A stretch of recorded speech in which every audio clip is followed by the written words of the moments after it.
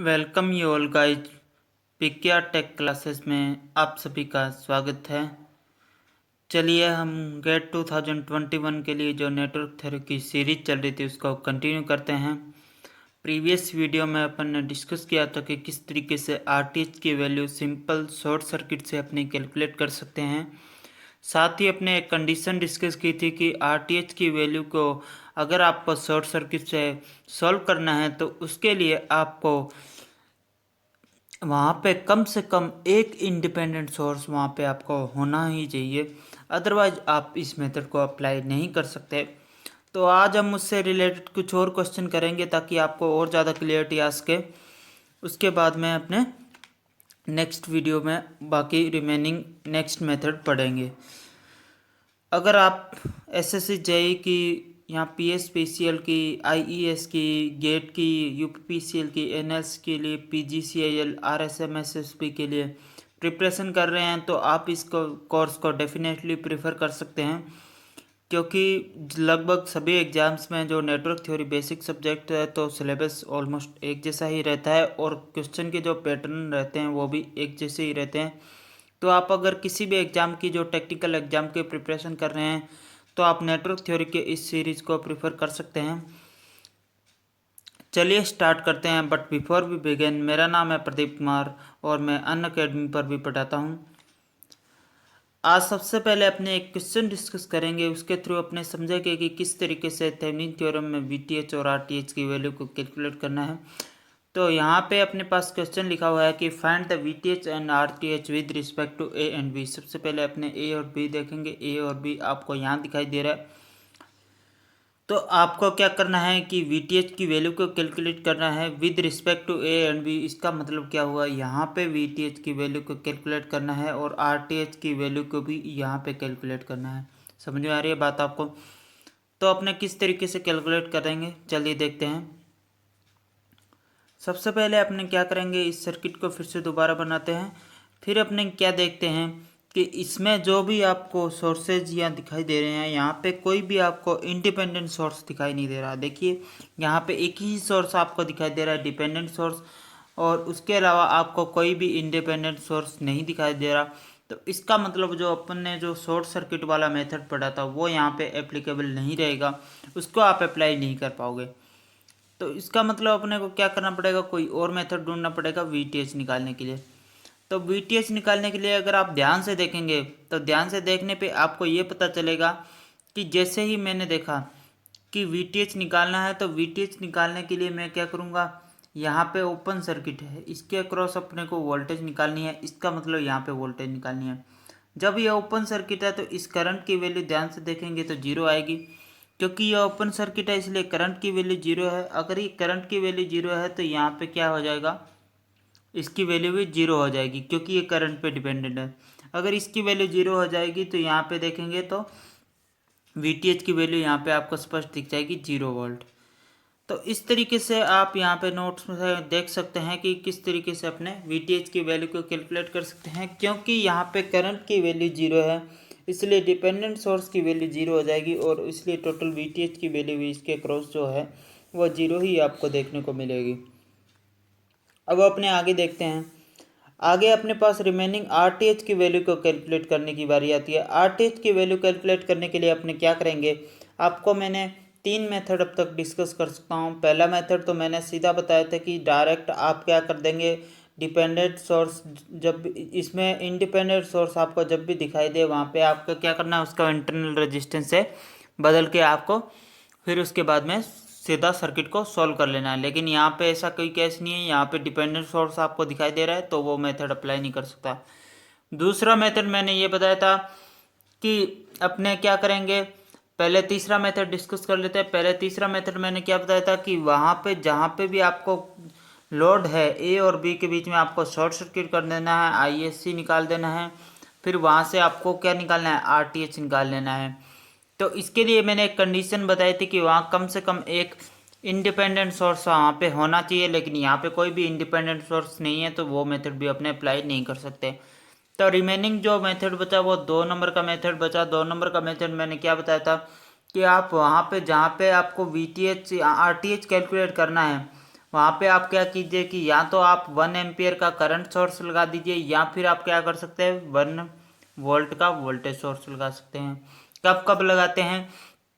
जब पैरेलल में सर्किट आपको दिखाई दे, जैसे रेजिस्टेंस वगैरह इसके पैरेलल में लगे हुए हों, यहाँ पे बहुत सारे रेजिस्टेंस इस तरीके से पैरेलल में लगे हों, तब आप इसको क्या करेंगे करंट सोर्स से बदलेंगे। अगर कुछ सीरीज में ऐसे रेजिस्टेंस इस तरीके से लगा हो तो अब आप वोल्टेज सोर्स को हेल्प लेंगे। ठीक है, तो यहाँ पे अपने को दिखाई दे रहा है साफ ही कि क्या यहाँ पे पैरेलल में दो चीज़ें दिखाई दे रही है। 4 ओम का एक रेजिस्टेंस लगा हुआ है, 6 ओम का रेजिस्टेंस लगा हुआ है। तो ये दोनों ब्रांचेज पैरेलल में है, तो मैं क्या करूँगा यहाँ पे करंट सोर्स से रिप्लेस करता हूँ। करंट सोर्स से रिप्लेस करने के बाद मैंने आपको बताया था कि V = IR है, और यहाँ से अपने को R की वैल्यू निकालनी है तो V/I होता है, और I की वैल्यू यहाँ पे 1 एम्पियर है, तो R की वैल्यू जो रहेगी वो V के बराबर हो जाएगी। इसका मतलब यहाँ पे आपको वोल्टेज ही निकालना है, वो आपका क्या हो जाएगा, वोल्टेज ही डायरेक्ट इक्वल हो जाएगा किसके, RTH के इक्वल हो जाएगा। ये पहले भी डिस्कस कर चुके हैं अपने। तो यहाँ पे किसी न किसी तरीके से A पॉइंट पे वोल्टेज निकालने की कोशिश करते हैं। तो A पॉइंट पे वोल्टेज निकालने के लिए मैं क्या कर देता हूँ, नोडल की हेल्प लेता हूँ। नोडल में मैं क्या कर लेता हूँ, यहाँ पे वोल्टेज VA मान लेता हूँ, दूसरे पॉइंट पे मैं 0 मान लेता हूँ। देखिए दो ही नोड अपने को दिखाई दे रहे हैं। तो सबसे पहले इक्वेशन लिखता हूँ। पहले इक्वेशन में क्या लिखता हूँ, VA - 3I डिवाइड बाई 6 इस ब्रांच के लिए, VA - 3I डिवाइड बाई 6 ये तो लिख सकते हैं अब आप। उसके बाद में इस ब्रांच के लिए VA/4 ये भी लिख सकते हैं, इक्वल टू, अब करंट की डायरेक्शन लिखूंगा, करंट की डायरेक्शन इधर है 1 एम्पियर, तो इक्वल टू 1 आ जाएगा। अगर यहाँ पे करंट की डायरेक्शन इस डायरेक्शन में रहती तो -1 रहता है यहाँ पे, क्योंकि देखिए इस तरीके से है। अगर यहाँ पे देखिए इसको अगर मैं इधर वाली साइड लिखना चाहूँ तो करंट की डायरेक्शन सबको आउटवर्ड मान के चलता हूँ। जब आउटवर्ड दिया रहता है तब प्लस लिखता हूँ, अदरवाइज माइनस लिखता हूँ। तो यहाँ करंट इनवर्ड है, अपोजिट डायरेक्शन है, तो यहाँ -1 = 0 आएगा, और ये 1 इधर जाके प्लस का हो जाएगा। इस तरीके से लिखते हैं। ठीक है, ये मैंने यहाँ पे डायरेक्ट लिख दिया। आप इसको आई होप अब आपको समझ में आने लग गया होगा। नोडल तो आप बिल्कुल एक्सपर्ट हो चुके होंगे अब तक, तो किस तरीके से नोडल लगाना होता है। अब आई की वैल्यू देख लेते हैं यहाँ पे कितनी है। आई की वैल्यू अगर मैं देखूंगा तो यहाँ पे आपको स्पष्ट ही दिखाई दे रहा है कि आई की जो डायरेक्शन है वो ये डायरेक्शन है, और 1 एम्पियर करंट इस डायरेक्शन में फ्लो कर रहा है। तो इसका मतलब आई की वैल्यू होगी वो -1 एम्पियर हो जाएगी। अगर आई की वैल्यू -1 एम्पियर है तो आई की वैल्यू को इसके अंदर सब्सिट्यूट कर दूंगा। तो यहाँ पे आई कहाँ दिखाई दे रहा है, सिर्फ एक ही जगह आई दिखाई दे रहा है, तो -1 यहाँ सब्सिट्यूट करूँगा तो प्लस का 3 हो जाएगा। तो VA + 3 डिवाइड बाई 6, इस पर कोई इफेक्ट नहीं पड़ेगा, VA/4 हो जाएगा, इक्वल टू 1 हो जाएगा। तो यहाँ तक इजी वे में सॉल्व हो जाएगा। अब क्या करेंगे, एलसीएम ले लेंगे, 24 एलसीएम आ जाएगा, 24 उधर ले जाऊँगा, और इसका कितना हो जाएगा, 6 4 जा 24 होता है, तो 4 VA प्लस 4 3 जा 12 हो गया, तो +12 प्लस 6 VA इक्वल टू 24। तो इस तरीके से इक्वेशन को सॉल्व कर सकते हैं। उसके बाद में अपने इसको और सॉल्व करेंगे तो इस तरीके से ये 6 + 4 कितना हो गया, 10 हो गया, इक्वल टू क्या हो जाएगा, 12 इधर चला जाएगा, माइनस का हो जाएगा, इसलिए इक्वल टू 12 आ जाएगा, बस रिमेनिंग हो जाएगा। तो यहाँ से VA की वैल्यू जो है, VA की वैल्यू जो कितनी निकल के आ जाएगी, VA की वैल्यू आ जाएगी 1.2। अगर 1.2 VA की वैल्यू है तो अब अपने को अगर RTH की वैल्यू को कैलकुलेट करना है तो RTH की वैल्यू मैंने पहले बताया था कि VA/IA से लिख सकते हैं, या फिर मैंने इसको ऐसे बता दिया था कि VA = RTH। तो RTH की वैल्यू भी कितनी आ जाएगी, 1.2। यहाँ फिर आप इस तरीके से दोबारा से देख सकते हैं किस तरीके से, अगर IS की वैल्यू 1 है तो RTH की वैल्यू VTH के बराबर ही हो जाती है। आप इस तरीके से ईजी वे में इसको समझ सकते हैं। तो यहाँ पे अपन ने देखा कि किस तरीके से, अगर आपको देखिए यहाँ पे एक भी इंडिपेंडेंट सोर्स नहीं दिखाया था, दिया था, तो अपने किस तरीके से डायरेक्ट इस मेथड से अपने डायरेक्ट RTH भी निकाल लिया और VTH भी निकाल लिया।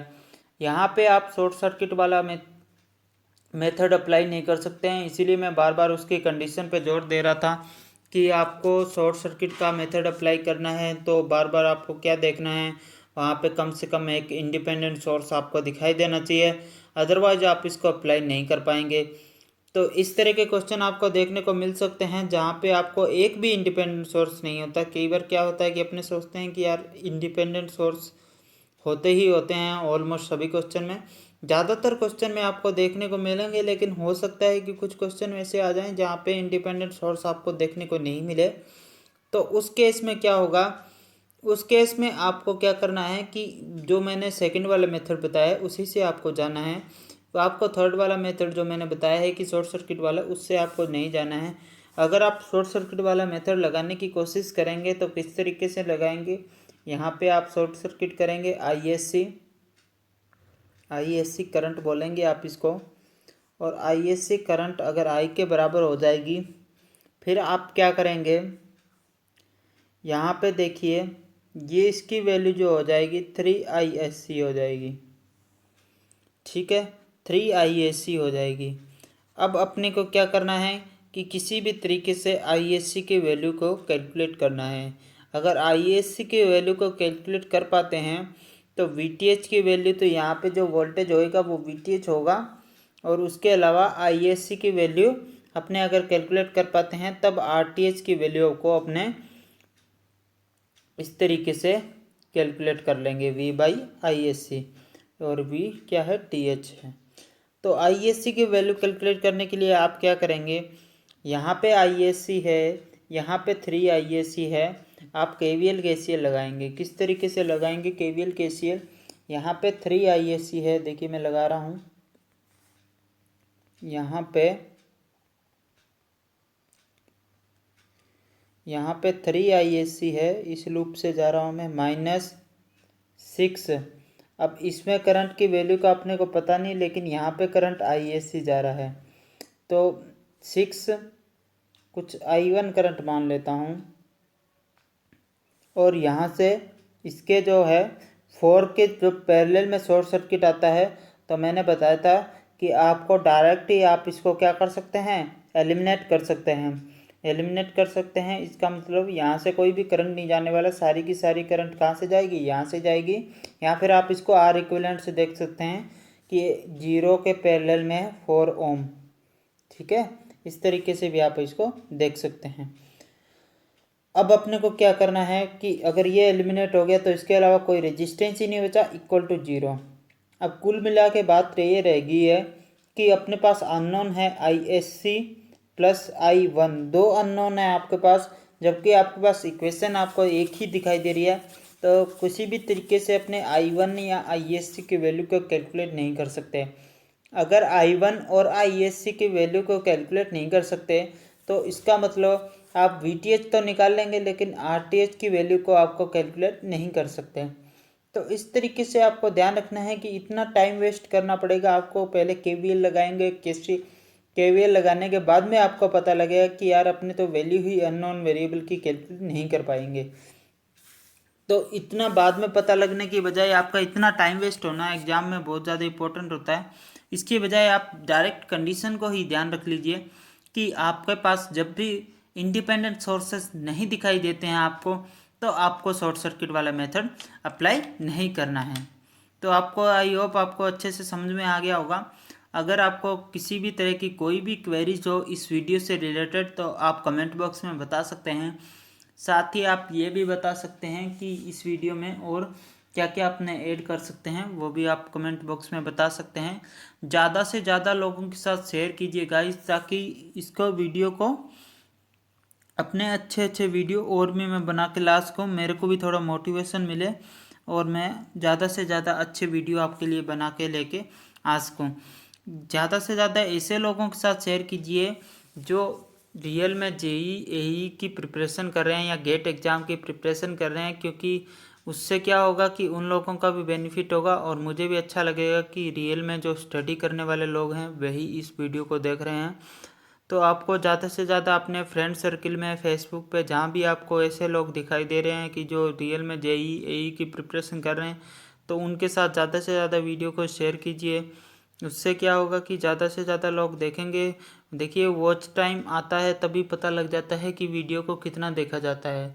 वीडियो को वॉच टाइम से पता लग जाता है कि कितना वीडियो देखा जा रहा है। उससे फिर अपने को मोटिवेट होता है, क्योंकि व्यूज़ होते हैं, व्यूज़ तो ऐसे ही कई बार क्या होता है कि कोई भी आता है और वो वीडियो को चलाता है और उसके बाद में हाथों हाथ बंद कर लेता है, तो उसके बाद में व्यू तो काउंट हो जाता है लेकिन वॉच टाइम काउंट नहीं होता। अगर वॉच टाइम अच्छा आता है तो उसका मतलब ये होता है कि वीडियो आपका देखा जा रहा है, फिर तो आपको मोटिवेशन मिलता है कि यार ठीक है वीडियो देखा जा रहा है, ज़्यादातर लोग वीडियो को इंटरेस्टिंग समझ रहे हैं और वीडियो को मतलब देख रहे हैं। लेकिन अगर व्यूज आते हैं सिर्फ और वॉच टाइम नहीं आता है तो फिर अपने ये समझते हैं कि व्यूज़ तो ऐसे ही, सब्सक्राइबर ज़्यादा हैं इसकी वजह से व्यूज़ आ रहे हैं, लेकिन लोग वीडियो में रियल में पढ़ नहीं रहे हैं, वो सिर्फ वीडियो को चला रहे हैं और उसके बाद में बंद कर रहे हैं। तो इसका मतलब ये होता है कि अपना वीडियो जो है इतना ज़्यादा लोग इससे पढ़ नहीं रहे हैं। तो आपको क्या करना है, ऐसे पढ़ने वाले लोगों के साथ शेयर करेंगे तो वॉच टाइम अगर ज़्यादा आएगा तो फिर मेरे को पता लग जाएगा कि ज़्यादा से ज़्यादा लोग रियल में ही पढ़ रहे हैं, वो देख रहे हैं वीडियो को। ठीक है। साथ ही एक कमेंट आया था कि वीडियो की लेंथ को इंक्रीज किया जाए, बढ़ाया जाए थोड़ा। तो वीडियो की लेंथ क्या होगा कि अभी तो थोड़ा मुश्किल है, उसके अलावा ये भी है कि व्यूज़ जो हैं वो बहुत कम आ रहे हैं और वॉच टाइम भी बहुत कम आ रहा है। तो जो वीडियो है मैंने सब छोटे छोटे पार्ट्स में डिवाइड कर दिए हैं, उसकी वजह से व्यूज़ कम आने की वजह से, ताकि ज़्यादा से ज़्यादा लोग एक बार आ जाएं फिर अपने बड़े बड़े वीडियो डालते रहेंगे। ठीक है। I hope you will understand my concern. Thank you guys.